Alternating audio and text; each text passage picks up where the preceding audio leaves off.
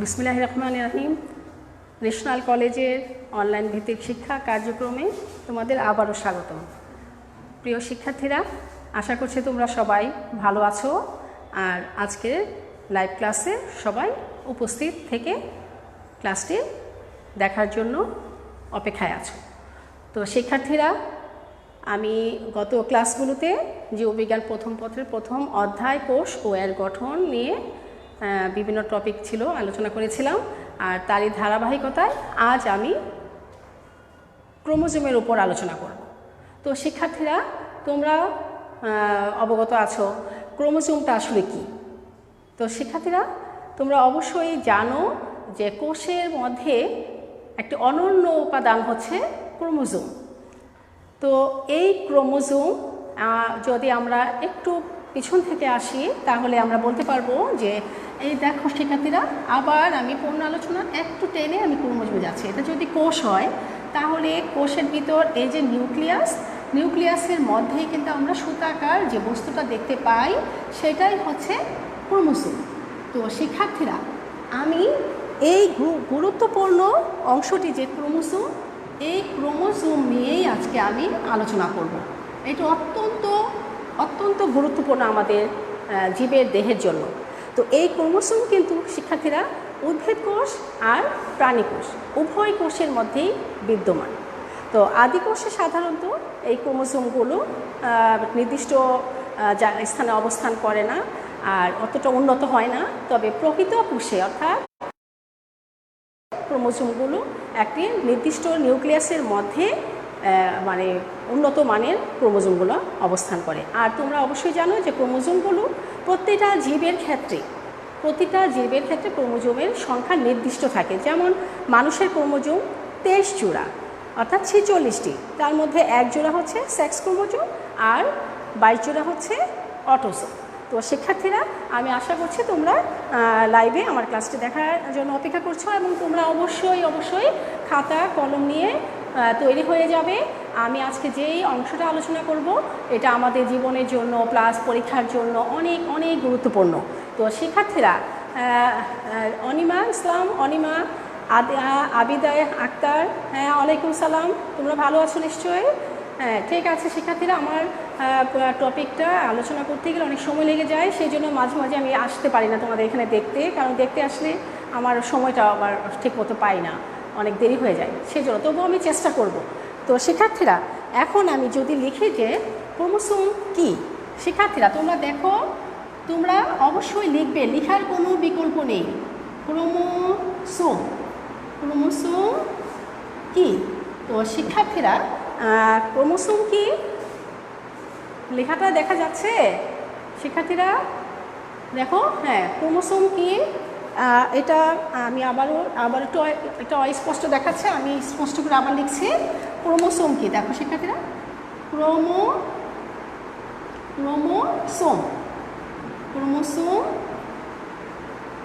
কি? তো শিক্ষার্থীরা, ক্রোমোজোম কি তো তোমরা এটা কিভাবে বলবে যে ক্রোমোজোমের নিউক্লিয়াসের অন্যতম বৈশিষ্ট্যই হচ্ছে ক্রোমোজোম হচ্ছে কোষের নিউক্লিয়াসের মধ্যে অবস্থিত অনুলিপন ক্ষমতা সম্পন্ন রং ধারণকারী নিউক্লিয় প্রোটিন ধারণকারী এবং নিউক্লিয় প্রোটিন দ্বারা গঠিত যে সূত্রাকার ক্ষুদ্রাঙ্গ বংশগতীয় বৈশিষ্ট্যের ধারক ও বাহক হিসেবে কাজ করে এবং বংশগতীয় সমস্ত বৈশিষ্ট্যগুলো যার মধ্যে বিরাজমান এবং কোষের একটি আবশ্যকীয় অঙ্গাণু যা নিউক্লিয়াসের মধ্যে অবস্থান করে সূত্রাকার যে তন্তুটি, তারপরে আমরা বলতে পারি যা নাকি বংশগতীয় উপাদান, মিউটেশন, প্রকরণ প্রভৃতি কাজে বিশেষ গুরুত্বপূর্ণ ভূমিকা পালন করে, সেই অঙ্গাণুটাই হচ্ছে ক্রোমোজোম। তো শিক্ষার্থীরা, আমরা ক্রোমোজোম কিন্তু কখনো কিন্তু তোমরা লক্ষ্য করবে এই ক্রোমোজোমটা কখনো এই নিউক্লিয়াসের বাইরেও দেখতে পারি। আমরা তো এখানে নিউক্লিয়াসের মধ্যে ক্রোমোজোমকে দেখতে পাচ্ছি, এই ক্রোমোজোম কখনো এই নিউক্লিয়াসের বাইরেও অবস্থান করতে পারে। কখন? সেটা কোথায়? প্রোক্যারিওট কোষের ক্ষেত্রে। কারণ আমরা জানি যে প্রোক্যারিওট কোষের মধ্যে নিউক্লিয়ার আবরণ থাকে না। তো নিউক্লিয়ার আবরণ যখন না থাকে তখন নিউক্লিয় বস্তুগুলো এরকম সাইটোপ্লাজমের মধ্যে অবস্থান করতে পারে। সেই ক্ষেত্রে এটা আবার বলা হচ্ছে যে নিউক্লিয়াসের বাইরেও অবস্থান করতে পারে। তো শিক্ষার্থীরা এখন আমি যদি বলি যে এই ক্রোমোসোমের নামটা কিভাবে আসছে, এই ক্রোমোসোমের নামটা কিভাবে আসলো শিক্ষার্থীরা, অবশ্যই সেটা আমাদের জানতে হবে। ক্রোমা অর্থ হচ্ছে বর্ণ, ক্রোমা CROMA, ক্রোমা অর্থ হচ্ছে বর্ণ। তো শিক্ষার্থীরা তোমরা দেখতে পাচ্ছ ক্রোমা অর্থ হচ্ছে বর্ণ, আর জুম অর্থ হচ্ছে এখানে আর হচ্ছে SOME, এই জুম। ক্রোমা অর্থ বর্ণ আর জুম অর্থ কি দেহ, তাহলে বর্ণ এই হলো, এটা হলো হচ্ছে ক্রোমোজোম অর্থাৎ বর্ণ, আর ওটা হচ্ছে দেহ। তার মানে কি বলবো আমরা, যে ক্রোমোজোমের অংশটা হচ্ছে বর্ণ ধারণকারী কোষের যে অঙ্গাণুটি সূত্রাকার অঙ্গাণুটি বর্ণ ধারণকারী ক্ষমতা সম্পন্ন, তাকেই বলা হয় ক্রোমোজোম। এই থেকে আসছে ক্রোমোজোমের নামটি। তো শিক্ষার্থীরা আমরা এবার দেখে নেই কোন বিজ্ঞানী কত সালে ক্রোমোজোমের এটা প্রথমে প্রত্যক্ষ করেন। কোষের নিউক্লিয়াসের মধ্যে সর্বপ্রথম কোন বিজ্ঞানী এই ক্রোমোজোমটি প্রত্যক্ষ করেন। তো শিক্ষার্থীরা আমি এখন খুব দ্রুত ক্রোমোজোম বিজ্ঞানীদের কথাগুলো তোমাদের স্মরণ করানোর চেষ্টা করব। তোমরা খেয়াল লক্ষ্য করো, আমি আজকে এই ক্রোমোজোম নিয়ে আলোচনা করছি, ক্রোমোজোম। তো শিক্ষার্থীরা তোমরা লক্ষ্য করো যে বিজ্ঞানী কার্ল ন্যাগেলি 1842 খ্রিস্টাব্দে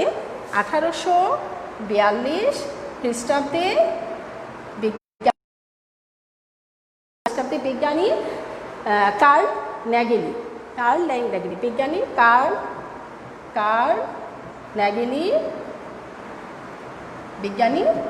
ন্যাগেলি কি করেছেন, ব্যাখ্যা করলেন যে 1882 খ্রিস্টাব্দে বিজ্ঞানী কার্ল ন্যাগেলি বললেন যে সর্বপ্রথম তিনি এটাকে উদ্ভিদ কোষের নিউক্লিয়াসের মধ্যে এই ক্রোমোজোমটি লক্ষ্য করেন।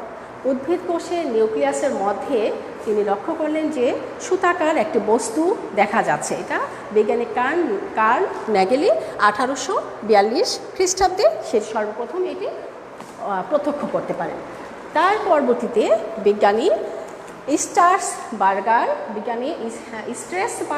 1875 খ্রিস্টাব্দে বিজ্ঞানী স্ট্রাসবার্গার কী করলেন, বিজ্ঞানী স্ট্রাসবার্গার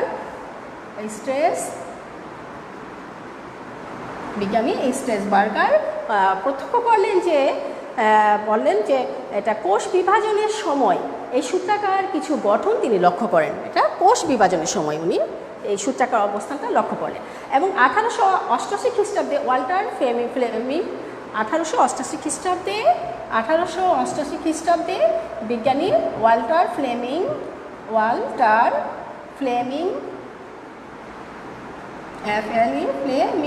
কী করলেন, শিক্ষার্থীরা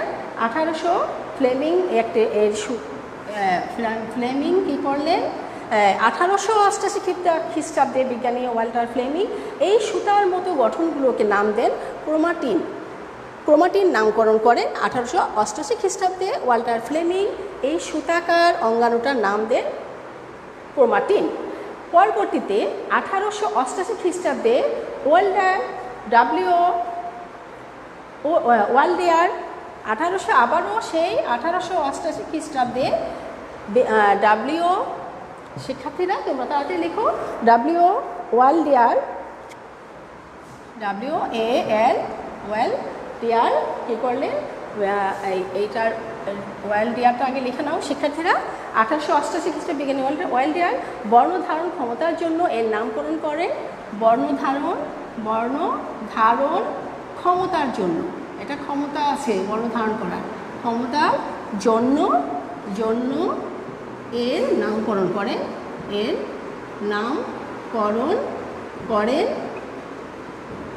কি ক্রোমোসোম নামকরণ করেন শিক্ষার্থীরা। এইটা তারপরেও থেমে নিই যে এটাকে নামকরণ করেন যে ক্রোমাটিন নামকরণ, ক্রোমোজোম নামকরণ করেন। তারপরে 1902 খ্রিস্টাব্দে শোতন ও ব্যবহারিক ক্রোমোজোমের বংশগতীয় বৈশিষ্ট্যের যে ধারক ও বাহক সেইটাই বর্ণনা করে। 1902 খ্রিস্টাব্দে শোতন, 1902 খ্রিস্টাব্দে বিজ্ঞানী শোতন, বিজ্ঞানী দুজন, একজন হলো শোতন আর একজন হচ্ছে বোভারি কি করলেন, এরা দুজন মিলে প্রমাণ করলেন যে এটা ক্রোমোজোমের হচ্ছে বংশগতীয় বৈশিষ্ট্যের ধারক ও বাহক, অর্থাৎ ক্রোমোজোম বংশগতীয় বৈশিষ্ট্যের, ক্রোমোজোম এটি বংশগতীয় বৈশিষ্ট্যের ধারক ও বাহক, বৈশিষ্ট্যের ও বাহক। শিক্ষার্থীরা, তারপরে 1902 এর পরে 1921 খ্রিস্টাব্দে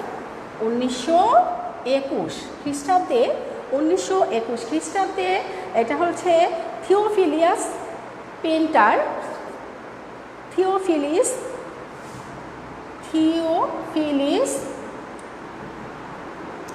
বিজ্ঞানী থিওফিলিস পেন্টার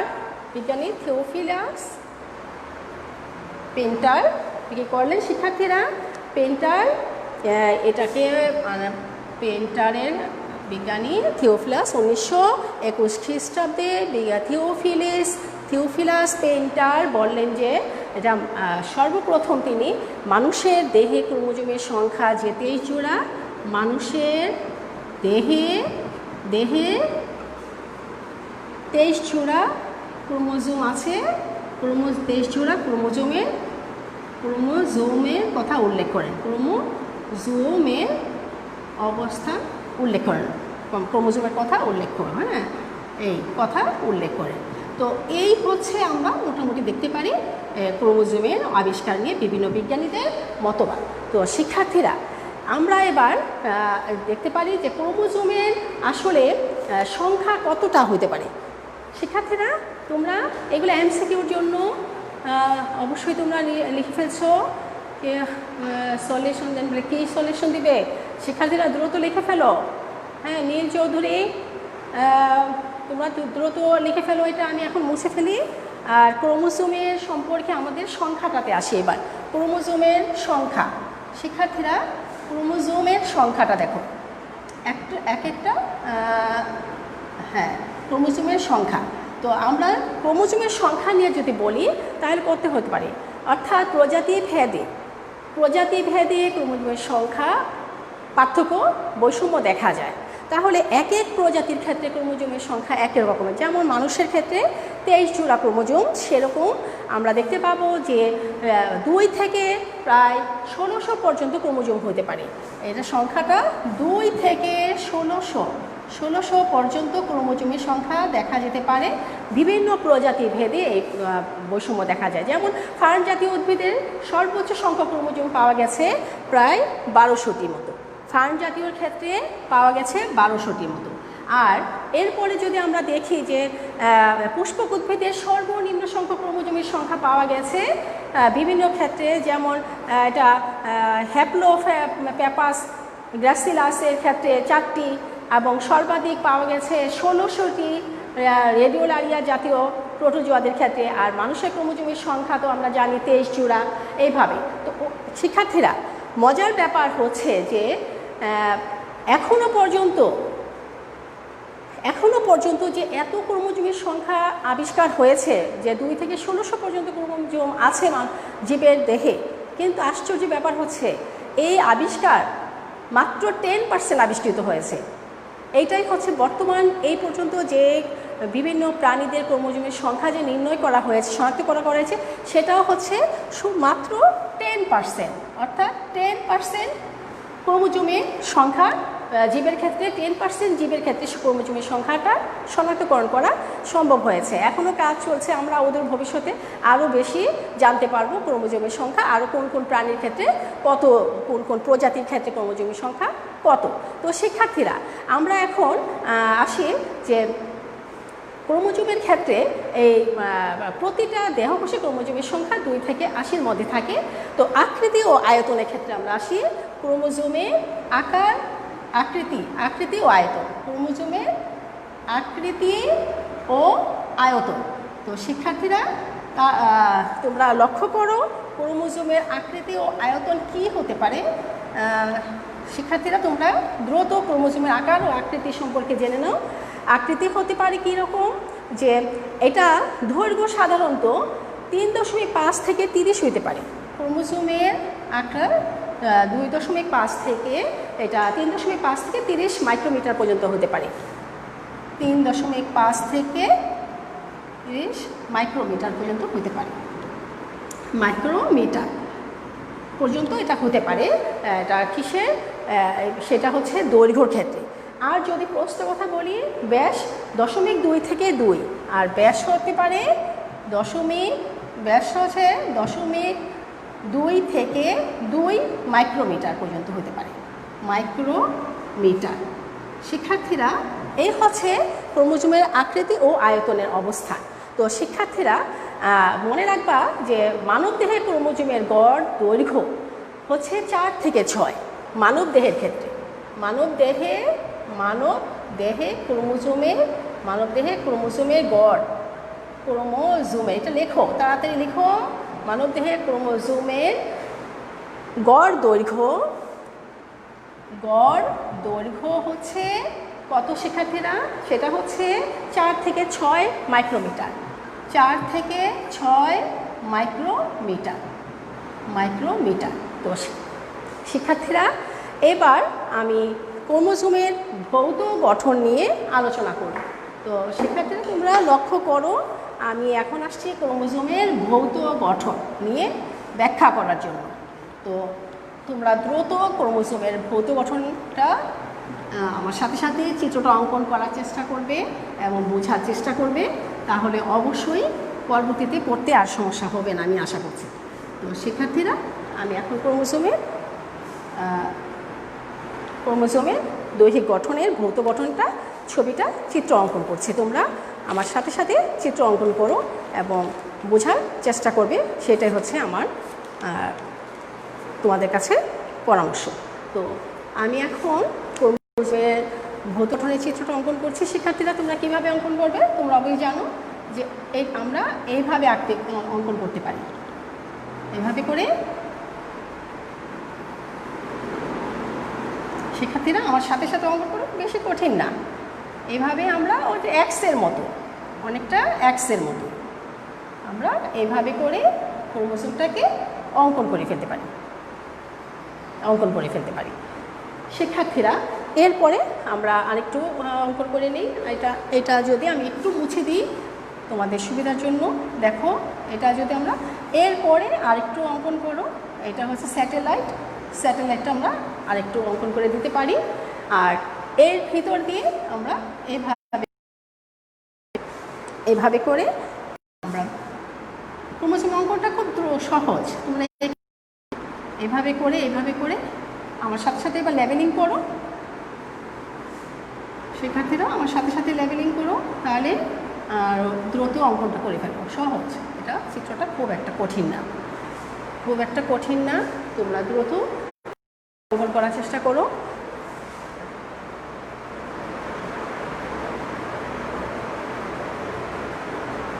এইভাবে করে চিত্রটা অঙ্কন করে ফেলো দ্রুত।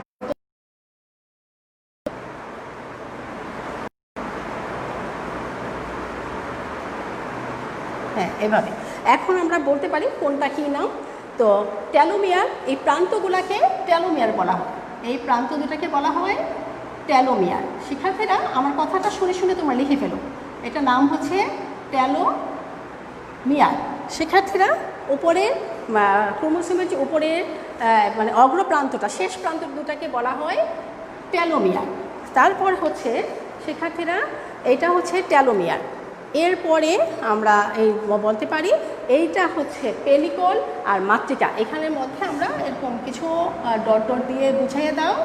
হ্যাঁ, এইভাবে কিছু ডট দিয়ে দাও, আর এই পাশে একটুখানি একটা আবরণ দিয়ে দাও, ভিতর থেকে দিয়ে দাও, আর এইভাবে করে ডট দিয়ে দাও। তো তারপরে আমরা দ্রুত লেবেলিংগুলো করে ফেলি। তো এইটা হচ্ছে এই শেষ প্রান্ত দুটার নাম হচ্ছে টেলোমিয়ার। এই যে অংশটা এগুলা হচ্ছে বাহু, তাহলে আমরা লিখে দিই এটা বাহু। তারপর হচ্ছে এটা হচ্ছে ক্রোমাটিড। তোমরা জানো ক্রোমোজোমের সেন্ট্রোমিয়ার বরাবর যখন ক্রোমোজোম একটা ভেঙে দুটা হয়ে যায়, ওই খণ্ডতেও দুটাকে বলা হয় ক্রোমাটিড। তাহলে ক্রোমাটিড লিখে দাও, ক্রোমাটিড। তাছাড়া আমরা দেখতে পারি ক্রোমাটিডের পরে পেলিকল আর মাতৃকা। আমাদের এটার ভিতরে যে ডট ডট দিয়েছিলাম সেটা হচ্ছে মাতৃকা বা ম্যাট্রিক্স, হ্যাঁ মাতৃকা। আর এটা হচ্ছে এই অংশটা হচ্ছে পেলিকল। এই দেহটার এই অংশটার নাম বলা হয় পেলিকল। পেলিকল আমরা আরও লিখতে পারি পেলিকল। তারপরে আমরা লিখতে পারি সেন্ট্রোমিয়ার। এটা হচ্ছে এই অংশটার নাম হচ্ছে সেন্ট্রোমিয়ার। সেন্ট্রোমিয়ার শিক্ষার্থীরা, এটা হচ্ছে সেন্ট্রোমিয়ার। আর এই যে একটু বর্ধিত অংশ আমরা একটু ঘন করে দিয়েছিলাম, সেই অংশটাকেও লেবেলিং করে দাও। এটা হচ্ছে কাইনেটোফোর। এটা হচ্ছে কাইনেটোফোর। কাইনেটোফোর শিক্ষার্থীরা, তাহলে আমরা পেলাম সেন্ট্রোমিয়ার, কাইনেটোফোর, তারপরে হচ্ছে ক্রোমাটিন। ওটা ক্রোমাটিন, ভিতরে এই অংশগুলোর নাম দিয়ে দাও। এটা ক্রোমাটিন দিয়ে দাও, ক্রোমাটিন। ক্রোমাটিড আর ক্রোমাটিন দুটাই, ওইগুলোও ক্রোমাটিড, উপরে অংশটা, এই নিচেটাও ক্রোমাটিন। তারপরে হচ্ছে গৌণকুঞ্চন। এই অংশটাকে আমরা মুখ্য কুঞ্চনও বলতে পারি, মুখ্য কুঞ্চন। মুখ্য কুঞ্চন। তাহলে পরের অংশটা হচ্ছে গৌণ কুঞ্চন। গৌণ কুঞ্চন। আর এটা হচ্ছে স্যাটেলাইট। স্যাটেলাইট। তাহলে শিক্ষার্থীরা আমরা কিসের চিত্র অঙ্কন করলাম? স্যাটেলাইট। তাহলে আমরা কিসের চিত্র অঙ্কন করলাম? চিত্রটা নাম দিয়ে দাও। এবার লেবেলিং শেষ করে চিত্রটা নাম দিয়ে দাও। এটা ক্রোমোজোমের স্থূল গঠন। ক্রোমোজোমের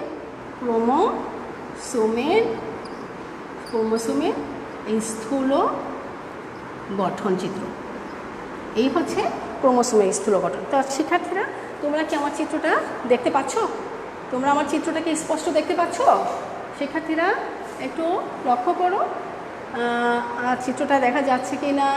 আরও সামনে নিয়ে গেলে এটা বুঝতে, দেখো তো শিক্ষার্থীরা, নাও লিখে নাও। আর ওই যে উপরের অংশটা আমি একটু সরিয়ে দিচ্ছি, তোমরা দেখো। এটা হচ্ছে ক্রোমাটিড, উপরের প্রান্তটা হচ্ছে, হ্যাঁ এই যে টেলোমিয়ার। লেবেলিংটা তা দ্রুত শেষ করো। উপরের প্রান্ত দুটা হচ্ছে টেলোমিয়ার, তারপরে হচ্ছে ক্রোমাটিড, তারপরে হচ্ছে এই যে, তারপরে হ্যাঁ শেষ, তাই না? হ্যাঁ গুড, শেষ। ঠিক আছে, এখন আমি বর্ণনাতে যেতে পারি। হ্যাঁ, তাহলে শিক্ষার্থীরা তোমরা বর্ণনাটা এবার লক্ষ্য করো। বর্ণনাটা আমি কি বলছি লক্ষ্য করো। তো শিক্ষার্থীরা, প্রথমে আমরা যদি এটা বর্ণনা করে যাই, তাহলে দেখো এই ক্রোমাটিড সম্পর্কে আমাদের বর্ণনা করতে গেলে আমাদের আরও কিছু বিষয়গুলা আমাদের জানা দরকার। যে স্বাভাবিক অবস্থায় ক্রোমোজোম কিন্তু আমরা দেখতে পাই না। ক্রোমোজোমকে আমরা স্বাভাবিক অবস্থায় কখনোই দেখতে পাবো না, দৃষ্টিগোচর হবে না। কোষ বিভাজনের মেটাফেজ দশায় এরা অত্যন্ত সুগঠিত হয়ে থাকে এবং দৃষ্টিগোচর হয়। তার মানে যখন ক্রোমোজোমকে আমরা স্বাভাবিক অবস্থায় কখনো ক্রোমোজোম আমাদের দৃষ্টিগোচর হবে না, কিন্তু কোষ বিভাজনের যে মেটাফেজ পর্যায়টা আসে তখনই এরা একটু অপেক্ষাকৃত মোটা খাটো স্পষ্ট হয় বলেই আমাদের দৃষ্টিগোচর হয় ওই মেটাফেজ পর্যায়ে এসে। তো শিক্ষার্থীরা, এখন আমরা যদি দেখি যে এটা এছাড়া জটিল অণুবীক্ষণ যন্ত্রের নিচে আমরা যখন এই বিজ্ঞানীরা যখন এই ক্রোমোজোমকে জটিল অণুবীক্ষণ যন্ত্রের নিচে তাকে নিলেন, তখন দেখতে পেলেন যে তার গঠনে কী কী অংশ পাওয়া গিয়েছিল। টেলোমিয়ার, ক্রোমাটিড, পেলিকল, মাতৃকা, তারপর মুখ্য কুঞ্চন, সেন্ট্রোমিয়ার, কাইনেটোফোর, ক্রোমাটিড, গৌণকুঞ্চন, স্যাটেলাইট ইত্যাদি। তো শিক্ষার্থীরা, এখন আমি প্রত্যেকটা অঙ্গাণুগুলো কীভাবে আমরা বুঝতে পারবো কোনটার নাম কিভাবে হয়েছে আমরা সেটা ব্যাখ্যা দেওয়ার চেষ্টা করছি। তো শিক্ষার্থীরা, ক্রোমাটিন যেটা আমরা দেখতে পাচ্ছি, ক্রোমাটিন, শিক্ষার্থীরা এই ক্রোমাটিনটা সম্পর্কে আমরা কি বলতে পারি? যে ক্রোমাটিনটা হলো ক্রোমোজোমের মূল উপাদানটাই হচ্ছে এই ক্রোমাটিন। ক্রোমোজোমের মূল উপাদানটাকে আমরা অবশ্যই ক্রোমাটিন নামে চিনি। আর এটা প্রকৃতপক্ষে কিন্তু এটা রঞ্জিত এক ধরনের সূত্রাকার। এই অংশটা রঞ্জিত হয় বলে কিন্তু তার নাম ক্রোমাটিন দেওয়া হয়েছে। এবং এখানের মধ্যে ডিএনএ আর প্রোটিন যৌগ অবস্থান করে। তো এই নিউক্লিয় প্রোটিন যৌগটি, তো তোমার এখানে হচ্ছে যে এই প্রোটিনটা আমরা জানি যে এটা ডিএনএ প্রকৃত প্রোটিন যৌগ নিয়ে এই ক্রোমাটিন তন্তুটি গঠিত। আর আমরা এরপরে যদি দেখি যে ক্রোমাটিড, হ্যাঁ, ক্রোমাটিড যেটা অর্থাৎ ক্রোমোজোমের সেন্ট্রোমিয়ারে যখন বিভক্ত হয়, সেন্ট্রোমিয়ার ছাড়া ক্রোমোজোমের বিভক্ত হওয়ার পর লম্বালম্বিভাবে একটা ক্রোমোজোম যখন লম্বালম্বিভাবে সেন্ট্রোমিয়ার ছাড়া উভয় পাশে দুটি বিভক্ত, একটি বিভক্ত দুটি হয়, তখন এই বিভক্ত অংশ দুটাকে বলা হয় ক্রোমাটিড। তার মানে কি এটা কখন হয়? এটা মাইটোসিসের প্রোফেজ দশার এরা কি করে প্রথমে দৃষ্টিগোচর হয়, আর মেটাফেজ পর্যায়ে এসে এরা, আমরা জানি কোষ বিভাজন আমরা পড়েছিলাম, তো মেটাফেজ পর্যায়ে কিন্তু এরা সেন্ট্রোমিয়ার বাদ দিয়ে সেন্ট্রোমিয়ারের উভয় পাশে ক্রোমোজোমগুলো লম্বালম্বভাবে দুটি ভাগে বিভক্ত হয় এবং তখন এটিকে ক্রোমাটিড বলা হয়। আর এটি প্রতিটি ক্রোমোজোমের মধ্যে এটি সমান এবং সমান্তরালভাবে এরা বিভক্ত হয়ে থাকে। তো শিক্ষার্থীরা, এই হচ্ছে ক্রোমাটিড। আর এদেরকে যখন নাকি একটি সেন্ট্রোমিয়ারের একই ক্রোমোজোমের ক্রোমাটিড দুটিকে বলা হয়, তোমাদের নিশ্চয়ই মনে আছে, সিস্টার ক্রোমাটিড। কিন্তু পাশাপাশি আরেকটি ক্রোমাটিডের সাথে এই ক্রোমাটিডের সম্পর্কটা হচ্ছে নন সিস্টার ক্রোমাটিড। তাহলে এই দুটা হচ্ছে সিস্টার ক্রোমাটিড, এই পাশে দুটি ক্রোমাটিড হচ্ছে সিস্টার ক্রোমাটিড। শিক্ষার্থীরা, তাহলে সেন্ট্রোমিয়ার কোনটা? প্রত্যেকটি ক্রোমোজোমের মধ্যে একটি অরঞ্জিত অঞ্চল আছে। আমাদের এই ক্রোমাটিড দুটি কিন্তু এগুলো রঞ্জিত, কিন্তু এই অংশটা হচ্ছে বর্ণহীন। তাহলে আমরা কি বলতে পারি? প্রত্যেকটি ক্রোমোজোমের মধ্যে একটি অরঞ্জিত অংশ দেখা যায়, আর সেই অরঞ্জিত অংশটির নামই হচ্ছে সেন্ট্রোমিয়ার। তো শিক্ষার্থীরা, সিস্টার ক্রোমাটিডগুলো অত্যন্ত দৃঢ়ভাবে এই অঞ্চলে এটা দৃষ্টিগোচর হয়। শিক্ষার্থীরা, সেন্ট্রোমিয়ারের অবস্থানটি ক্রোমোজোমের একটি খাঁজের সৃষ্টি করে। এই যে সেন্ট্রোমিয়ারটা ক্রোমোজোমের এই জায়গার মধ্যে একটা খাঁজ মানে গর্তের সৃষ্টি করেছে, আর সেই অংশটার নামই হচ্ছে মুখ্য কুঞ্চন। শিক্ষার্থীরা, আমরা একটি ক্রোমোজোমের মধ্যে আমরা কয়টি সেন্ট্রোমিয়ার পাবো? সাধারণত একটি ক্রোমোজোমের মধ্যে একটি মাত্র সেন্ট্রোমিয়ার আসলে আমরা দেখতে পাই। তো একটি মাত্র সেন্ট্রোমিয়ার থাকে। তো শিক্ষার্থীরা, বাহু, আমি ক্রোমোজোমের মধ্যে বাহুটা নিয়ে এখন আলোচনা করছি। তো শিক্ষার্থীরা, বাহুটা কি? সেন্ট্রোমিয়ারের দুপাশে, এই যে সেন্ট্রোমিয়ার তার দুই পাশে আমরা ক্রোমোজোমের যে অংশটা লম্বালম্বি অংশগুলো দেখতে পাচ্ছি, দুই পাশে আমরা ক্রোমোজোমের যে অংশটা দেখতে পাচ্ছি সেটাই হচ্ছে বাহু। এবং এই বাহুগুলো আমাদের যে সমানও হতে পারে, আবার এই বাহুগুলো অসমানও হতে পারে। তাহলে বাহুটা কি? সেন্ট্রোমিয়ারে বাদ দিয়ে দুপাশে যে লম্বালম্বিভাবে যে সুতার মতো তন্তু দুটা অবস্থান করেছিল, ক্রোমাটিডের যে দুটি অংশ দেখা যাচ্ছে সেটাকে বলা হচ্ছে বাহু। আর বাহুগুলো কিন্তু সমানও হতে পারে, আবার অসমানও হতে পারে। তো শিক্ষার্থীরা, এরপরে আমি আসছি তোমাদের, এখন আমাদের বাহু বলা শেষ। আমি বাহু বলেছি, তার আগে আমি আর কী বলেছিলাম? সেন্ট্রোমিয়ার বর্ণনা আমার শেষ। সেন্ট্রোমিয়ারের বর্ণনা আমি দিয়েছি, তারপরে দিয়েছিলাম আমাদের ক্রোমাটিডের বর্ণনা দিয়েছি। এখন আমাদের বাকি আছে কোনটা শিক্ষার্থীরা? এখন আমি যেটা বলবো এটা হচ্ছে কাইনেটোফোর। শিক্ষার্থীরা, এই কাইনেটোফোরটা কি? শিক্ষার্থীরা, কাইনেটোফোর সেন্ট্রোমিয়ারের দুপাশে আমরা যে অংশটা দেখতে পাচ্ছি সেটা কাইনেটোফোর। তো কাইনেটোফোরটা আমরা কি বলবো শিক্ষার্থীরা? প্রতিটি সেন্ট্রোমিয়ারের একটি ছোট গাঠনিক অবকাঠামো থাকে। এই যে একটা প্রতিটা সেন্ট্রোমিয়ারের মধ্যে একটি ছোট গাঠনিক অবকাঠামো আমরা দেখতে পাই, আর সেটা নামই হচ্ছে কাইনেটোফোর। শিক্ষার্থীরা, কাইনেটোফোর তো সম্পর্কে আমাদের জানা হলো। তো এবার আমরা ক্রোমোমিয়ার সম্পর্কে আলোচনা করছি শিক্ষার্থীরা। তো আমরা ক্রোমোমিয়ার যদি বলি তাহলে হচ্ছে যে এটা মায়োসিস কোষ বিভাজনের প্রোফেজ এর ক্ষেত্রে ক্রোমোজোমের দেহে আমরা ছোট ছোট মাতৃকা, ছোট ছোট কিছু দানাদার বস্তু দেখতে পাই। তো সেইটার নামই হচ্ছে, সেটাকে বলা হয় কি? ক্রোমোমিয়ার, সেটাকে বলা হয় ক্রোমোমিয়ার। শিক্ষার্থীরা, তো আমরা এখানে মাতৃকা বা ক্রোমোমিয়ার, ঠিক আছে, এখানে আমরা এই যে মাতৃকা, এটাকেই বলা হয় ক্রোমোমিয়ার। তো আমরা এখানে ক্রোমোমিয়ারটা আমরা কখন দেখতে পাবো? মায়োসিস প্রোফেজ 1 এর ক্ষেত্রে আমরা দেখবো যে ক্রোমোজোমের দেহে আমরা ক্ষুদ্র ক্ষুদ্র অনেকগুলো গুটি দেখতে পাই, আর সেটা নাম হচ্ছে ক্রোমোমিয়ার।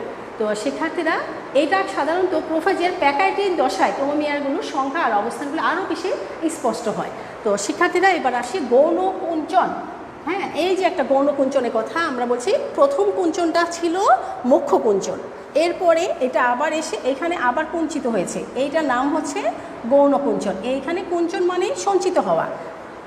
হ্যাঁ, এখন আমরা গৌণকুঞ্চন বলবো যে সেন্ট্রোমিয়ার নামক যে মুখ্য কুঞ্চন আছে, আমরা যে মুখ্য কুঞ্চন যেটাকে বলি সেটা হচ্ছে সেন্ট্রোমিয়ার। এই সেন্ট্রোমিয়ার নামক মুখ্য কুঞ্চনের পরেও আমরা অনেক সময়, এটা সবসময় নাও থাকতে পারে, মাঝে মাঝে এটা আমরা দেখতে পাই। ছাড়াও কখনো কখনো ক্রোমোজোমের বাহুর শেষ প্রান্তে আরেকটি কুঞ্চন দেখা যায়, তখনই এর নাম হবে গৌণকুঞ্চন।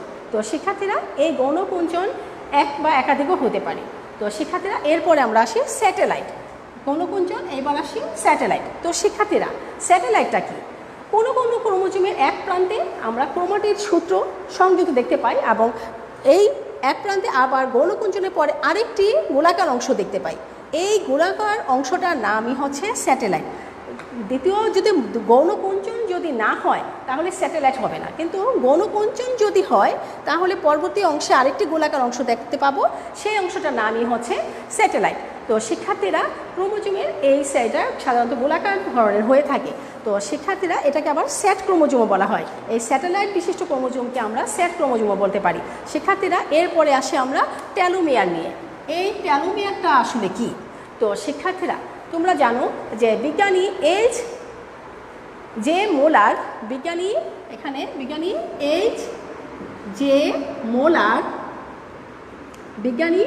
জে মোলার এই টেলোমিয়ার সম্পর্কে ব্যাখ্যা করেছেন এভাবে যে টেলোমিয়ারটা হলো যে ক্রোমোজোমের উভয় প্রান্তে বিশেষ বৈশিষ্ট্যপূর্ণ একটা অঞ্চল, এই পাশে এবং এই পাশে, উভয় পাশে, মানে ক্রোমোজোম যেখানে শেষ প্রান্তে একটা বিশেষ একটা অঞ্চল অবস্থান করছে।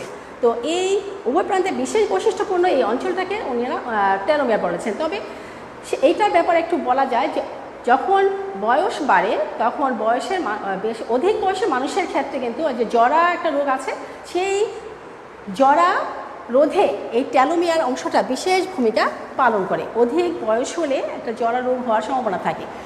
এই টেলোমিয়ারটা, ক্রোমোজোমের এই টেলোমিয়ার জরা রোগে প্রতিরোধে সাহায্য করে শিক্ষার্থীরা, তো বিশেষ ভূমিকা পালন করে। আর টেলোমিয়ার কিন্তু টেলোমারেজ এনজাইমগুলো মানুষের জন্য জরা রোধের সাহায্য করে। এইখানের মধ্যে টেলোমারেজ এনজাইম আছে, এই অংশে টেলোমারেজ এই এনজাইমটাই জরা রোগ প্রতিরোধে সাহায্য করে শিক্ষার্থীরা। এরপরে যদি আমি আসি ম্যাট্রিক্স বা মাতৃকা, এটাকে আমরা ম্যাট্রিক্সও বলতে পারি শিক্ষার্থীরা। ম্যাট্রিক্স ইংলিশ শব্দ, আর বাংলা বলা হয় মাতৃকা। এই দানাদার বস্তুগুলোই হচ্ছে মাতৃকা। তাহলে মাতৃকা সম্পর্কে আমরা কি বলতে পারি শিক্ষার্থীরা? তাহলে দেখো, মাতৃকা সম্পর্কে আমরা যখন বলবো সেটা বলবা যে ক্রোমাটিড সূত্রের চারদিকে পেলিকল, এই যে পেলিকল, এটা হচ্ছে পেলিকল দ্বারা যে আবৃত অংশটা আছে সেখানের মধ্যে আমরা কিছু দানাদার বস্তুগুলো দেখতে পাই, এবং সেটা প্রোটিন আরএনএ পদার্থের একটা এই যে ম্যাট্রিক্সটা প্রোটিন আর আরএনএ দ্বারা কিছু এক পদার্থের সমন্বয়ে গঠিত একটা উপাদান আমরা দেখতে পাই, আর সেই উপাদানটার নামই হচ্ছে মাতৃকা। তো শিক্ষার্থীরা, এরপর আমাদের থাকে কোনটা? এই পর্যন্ত বর্ণনার পরে আমরা আসতে পারি এবার পেলিকল। তাহলে এই অংশটা এবার বর্ণনা করছি আমি। তো এই পেলিকলটা আসলে কি? পেলিকল, তো এখন ম্যাট্রিক্সের সম্পর্কে কিন্তু সব বিজ্ঞানীরা একমত না, কারণ ইলেকট্রন অণুবীক্ষণ যন্ত্রে এই ম্যাট্রিক্সের অস্তিত্বতা যে আছে তেমন একটা মেলেনি। তবে কিছু কিছু বিজ্ঞানীরা বলেছেন যে ম্যাট্রিক্স একটা অংশ, তাদের দ্বিমত পোষণ করেছেন যে না, এটা সত্য না। তারপরে আমরা যদি এবার আসি পেলিকল, তো ম্যাট্রিক্স সহ আমরা এই যে ম্যাট্রিক্সগুলো আছে, এই ম্যাট্রিক্স সহ আমরা যখন ক্রোমোজোমের মধ্যে আমরা বাইরের একটা পাতলা আবরণ আমরা দেখতে পাই। তো এই যে ম্যাট্রিক্সগুলো সহ ক্রোমোজোমের বাইরে আমরা একটা পাতলা একটা আবরণ ক্রোমোজোমের মধ্যে, তো বিজ্ঞানীরা সেই পাতলা আবরণটার নাম দিয়েছেন পেলিকল। তো শিক্ষার্থীরা, এই মানে অণুবীক্ষণ যন্ত্রের নিচে, ইলেকট্রন অণুবীক্ষণ যন্ত্রের নিচে এই পেলিকল সম্পর্কেও বিজ্ঞানীরা দ্বিমত পোষণ করেছেন। অনেক বিজ্ঞানীরা বলেন ক্রোমোজোমের একটি অংশ, আবার অনেক বিজ্ঞানীরা বলেন এটা নিয়ে একটা দ্বিমত আছে। তো শিক্ষার্থীরা, এখন আমি বিভিন্ন প্রকার নিয়ে একটু আলোচনা করতে চাচ্ছি। তো তোমরা এই ক্রোমোজোমের চিত্রটা অঙ্কন করো, আর আমি পাশাপাশি ক্রোমোজোমের বিভিন্ন প্রকার ক্রোমোজোমগুলো নিয়ে একটু আলোচনা করার চেষ্টা করছে, তোমরা দেখে নাও শিক্ষার্থীরা। তো ক্রোমোজোমের প্রকারভেদ, শিক্ষার্থীরা ক্রোমোজোমের প্রকারভেদটা একটু লক্ষ্য করো। ক্রোমোজোমের প্রকারভেদ, শিক্ষার্থীরা ক্রোমোজোমের প্রকারভেদটা একটু লক্ষ্য করো। তোমরা দেখো আমি কি লিখছি, যে ক্রোমোজোমের প্রকারভেদ, ক্রোমোজোমের প্রকারভেদ, ক্রোমোজোমের প্রকারভেদ, প্রকারভেদ। তাহলে কীভাবে ক্রোমোজোমের প্রকারভেদটা করা যায় শিক্ষার্থীরা? ক্রোমোজোমের প্রকারভেদটা নিয়ে আমরা কিভাবে আসতে পারি?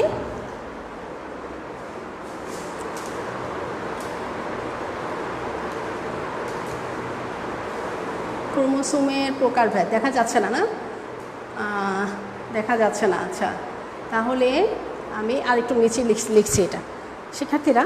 আমি ক্রোমোজোমের প্রকারভেদটা আরেকটু নিচে লিখছি। ক্রোমোজোমের প্রকারভেদ, প্রকারভেদ শিক্ষার্থীরা ক্রোমোজোমের প্রকারভেদ আমরা করতে পারি সেন্ট্রোমিয়ারের সংখ্যা অনুযায়ী, সেন্ট্রোমিয়ারের সংখ্যা অনুযায়ী। শিক্ষার্থীরা তোমরা দ্রুত লিখো, সেন্ট্রোমিয়ারের সংখ্যা অনুযায়ী, সেন্ট্রোমিয়ারের, সেন্ট্রোমিয়ারের সংখ্যা অনুসারে। তো সংখ্যা অনুসারে সেন্ট্রোমিয়ার তো তোমরা বুঝতে পেরেছো, এই যে সেন্ট্রোমিয়ার শিক্ষার্থীরা, এই সেন্ট্রোমিয়ার কিন্তু অধিকাংশ ক্ষেত্রে ক্রোমোজোমের ক্ষেত্রে সেন্ট্রোমিয়ার একটি থাকে, কিন্তু আবার বিভিন্ন ক্ষেত্রে ক্রোমোজোমের সংখ্যা আবার সেন্ট্রোমিয়ার এক একটা ক্রোমোজোম একাধিকও থাকতে পারে। তাহলে সেন্ট্রোমিয়ারের সংখ্যা অনুসারে ক্রোমোজোমের সংখ্যাটাকে আমরা ভাগ করতে পারি কী? মনোসেন্ট্রিক, মনোসেন্ট্রিক শিক্ষার্থীরা দ্রুত লেখো, মনোসেন্ট্রিক। শিক্ষার্থীরা মনোসেন্ট্রিকটা কি? মনোসেন্ট্রিক হচ্ছে যদি একটি ক্রোমোজোমে যদি একটি মাত্র সেন্ট্রোমিয়ার থাকে, ক্রোমোজোমের মধ্যে যদি একটি সেন্ট্রোমিয়ার থাকে, একটা ক্রোমোজোমের মধ্যে একটি সেন্ট্রোমিয়ার থাকে, তাকে বলা হয় মনোসেন্ট্রিক। তারপরে আমরা আরও লিখতে পারি যে ডাইসেন্ট্রিক, ডাই মানে দুই, ডাইসেন্ট্রিক। শিক্ষার্থীরা তাহলে তো বুঝতেই পেরেছো যে কখনো কখনো একটি ক্রোমোজোমে দুইটি সেন্ট্রোমিয়ার থাকতে পারে, তখন তার নাম হবে ডাইসেন্ট্রিক। পলিসেন্ট্রিক শিক্ষার্থীরা এরপরে আমরা লিখতে পারি পলিসেন্ট্রিক, পলি মানে অসংখ্য, পলিসেন্ট্রিক। তাহলে পলিসেন্ট্রিক, তাহলে সেন্ট্রিক মানে সেন্ট্রোমিয়ার, তো পলি মানে অসংখ্য। একটি ক্রোমোজোমে যদি দুইয়ের অধিক সেন্ট্রোমিয়ার পাওয়া যায় তখন তাকে বলা হবে পলিসেন্ট্রিক। আমি কিন্তু সেন্ট্রোমিয়ারের সংখ্যা অনুসারে ক্রোমোজোমকে শ্রেণীবিভাগ করছি শিক্ষার্থীরা। তারপরে যদি আমরা বলি ডিফিউজড, অর্থাৎ ডিফিউজড সেন্ট্রিক, সেটা হচ্ছে ক্রোমোজোমের সুনির্দিষ্ট স্থানে যদি সুস্পষ্ট কোনো সেন্ট্রোমিয়ার না থাকে, এটা হলো ডিফিউজড। শিক্ষার্থীরা ডিফিউজড তোমরা লিখে নাও, ডিফিউজড, ডিফিউজড সেন্ট্রিক, অর্থাৎ একটি ক্রোমোজোমের মধ্যে সুনির্দিষ্ট স্থানে যদি সেন্ট্রোমিয়ারকে আমরা না পাই, শনাক্ত করতে না পারি, তখন সেই ক্রোমোজোমটা বলা হবে ডিফিউজড ক্রোমোজোম। তারপরে হচ্ছে আমরা নিতে পারি এ সেন্ট্রিক, এ মানে নাই, হ্যাঁ নাই সেন্ট্রিক, এ সেন্ট্রিক, এ সেন্ট্রিক। শিক্ষার্থীরা তোমরা তো বুঝতে পারছো তাই না, যে এ মানে নাই। তাহলে ক্রোমোজোমের মধ্যে যদি কোনো সেন্ট্রোমিয়ারই পাওয়া না যায়, একটি ক্রোমোজোমের মধ্যে যদি সেন্ট্রোমিয়ার অনুপস্থিত থাকে, একটি ক্রোমোজোমের মধ্যে যদি কোনো সেন্ট্রোমিয়ার না পাই, তখন তার নাম হবে এ সেন্ট্রিক। তো শিক্ষার্থীরা সেন্ট্রোমিয়ারের অবস্থানের উপর ভিত্তি করে এবার ক্রোমোজোমকে আমরা আবার জানি সেন্ট্রোমিয়ারের অবস্থানের উপর, এবার আমরা অবস্থানের উপর ভিত্তি করে আবার শ্রেণীবিভাগ করব। শিক্ষার্থীরা দ্রুত করো, সেন্ট্রোমিয়ারের অবস্থানের উপর ভিত্তি করে, অবস্থানের উপর ভিত্তি করে, সেন্ট্রোমিয়ারের অবস্থানের উপর ভিত্তি করে ক্রোমোজোম আবার কত রকমের হতে পারে? এটা হচ্ছে মধ্যকেন্দ্রিক বা মেটাসেন্ট্রিক। এক নম্বর হচ্ছে মধ্যকেন্দ্রিক, আমরা বাংলায় লিখলে মধ্যকেন্দ্রিক দিতে পারি, অথবা মেটাসেন্ট্রিক, মেটাসেন্ট্রিক এটা। তাহলে দেখো ক্রোমোজোমটা যদি এরকম হয় যে এই হচ্ছে ক্রোমোজোম, এই হচ্ছে ক্রোমোজোম আর এইখানে হচ্ছে সেন্ট্রোমিয়ার, তাহলে কি দুই পাশে ক্রোমাটিডের মাঝখানে সেন্ট্রোমিয়ার, এই ক্রোমোজোমের দুই পাশের অংশের মাঝখানে যদি সেন্ট্রোমিয়ারটা থাকে তাহলে সেটা হবে মেটাসেন্ট্রিক বা মধ্য কেন্দ্রিক। শিক্ষার্থীরা এবার উপমধ্য কেন্দ্রিক, এবার আমি লিখছি উপমধ্য কেন্দ্রিক। আমি আবার মুছে দিচ্ছি শিক্ষার্থীরা, তোমরা দেখো আমি এবার উপমধ্য কেন্দ্রিক, আচ্ছা এটা হচ্ছে মেটাসেন্ট্রিক বা মধ্যকেন্দ্রিক। শিক্ষার্থীরা দ্রুত, হ্যাঁ মধ্য কেন্দ্রিক, আচ্ছা ঠিক আছে আমি আবার লিখছি। 2 নাম্বার আছে উপমধ্য কেন্দ্রিক, উপমধ্য কেন্দ্রিক, উপমধ্য কেন্দ্রিকে আসছে, আচ্ছা শেষ, হ্যাঁ উপমধ্য কেন্দ্রিক সেটা হচ্ছে যদি সেন্ট্রোমিয়ারটা, আচ্ছা 3 নম্বরটা লিখে নাও, আমি চিত্রগুলো রেখে দেবো একসাথে। উপমধ্য কেন্দ্রিকটা হচ্ছে সেন্ট্রোমিয়ারটা যদি এই একটু মাঝখানে থেকে আরেকটু উপরে যায় তাহলে, তারপরে হচ্ছে আরেকটা হলো এটা উপপ্রান্ত কেন্দ্রিক, অর্থাৎ উপপ্রান্ত কেন্দ্রিক। শিক্ষার্থীরা তাড়াতাড়ি লেখো, প্রান্ত কেন্দ্রিক সেটা যদি সেন্ট্রোমিয়ারটা একদম এই মানে 3 ভাগের 1 ভাগ 4 ভাগের 3 ভাগ যদি কাছে চলে যায়। আর এটা হচ্ছে 4 নম্বর, এটা লিখে নাও, হ্যাঁ এটা প্রান্ত কেন্দ্রিকটা হচ্ছে শিক্ষার্থীরা প্রান্ত কেন্দ্রিক মানে আয়ের মতো যখন দেখাবে, তার মানে হচ্ছে ভি এর মতো, এল এর মতো, জে এর মতো, আয়ের মতো, অর্থাৎ প্রান্ত কেন্দ্রিকটা হচ্ছে আয়ের মতো হলে। এই হচ্ছে ক্রোমোজোমের অবস্থানের উপর ভিত্তি করে। আর যদি আমরা আরেকটু বলি যে দেহ গঠন ও লিঙ্গ নির্ধারণের ক্ষেত্রে ক্রোমোজোম 2 প্রকার, একটা হচ্ছে কি অটোজোম আর একটা হচ্ছে সেক্স ক্রোমোজোম।